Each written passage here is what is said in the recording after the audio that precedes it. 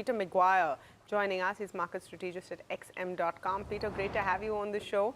And welcome to NDTV Profit. A pleasure to speak with you as always. Just your comments on what happens if India actually pares down its purchase from Russian oil. Putting this into context that this is a claim and a hope that the Trump administration has communicated earlier, and it hasn't quite happened. India's stance is that we will buy oil where it suits us. Well, good morning, Tamana. I think there's many moving parts to this, as we well know, and I want to wish everyone a happy and wonderful Diwali, by the way. Thank you to you too, Peter.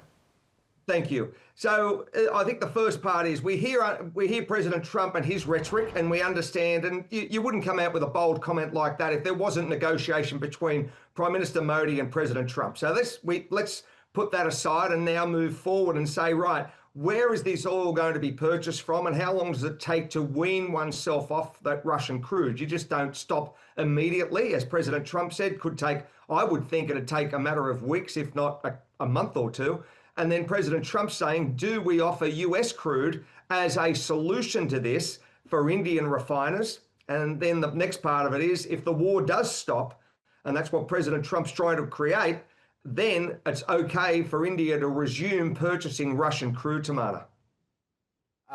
Talk about what we've seen in the recent past, Peter, and good morning to you, with regard to the supply in the oil market, right? This is unlikely to change anything materially, though you have India as one of the top purchasers of global crude.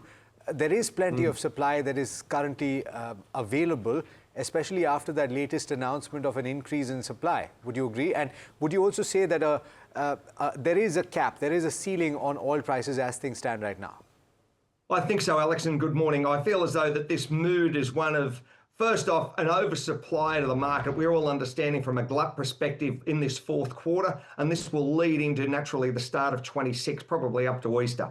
So that's going to mean one simple thing, I would think, which would be cheaper energy prices and a ratcheting down of where we are at the moment. We've got WTI at 58 3/4. It's probably, you've got the best part of 55 in it by month's end, I would think, 2 weeks out, a downdraft. And I think that Brent would certainly be under 60, or, you know, the best part of 62.40 at the moment. So I think that downdraft is going to continue, and that's going to be wonderful for consumers and certainly for inflation. And I think that that's what everyone will get with higher production numbers. Peter, good morning. I still think it's good morning for you, and happy Diwali to you as well. But do you, independent of what news flow might come in, structurally, does the upside in crude seem capped? It's very important for India, and hence I'm trying to understand from you. If India were to stop buying Russian oil, etc., all of that were to happen, will it structurally still be lower? Will it not cross 75, you reckon? Well, good morning, Niraj. I think, and good to see you. I feel as though, first off, there would be some buffer in place from the likes of other producers, which would make up any form of impact that particular Russian crude would have. So there would be more supply led to the market, and I think OPEC Plus have got the potential and capacity to do that. And I think that'd be steered through the relationship between President Trump and MBS. So that in turn is going to be how this unwraps.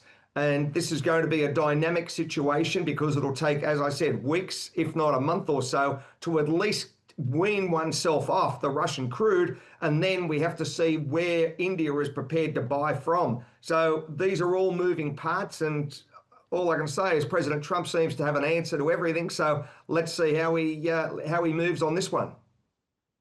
Thank you for that, Peter.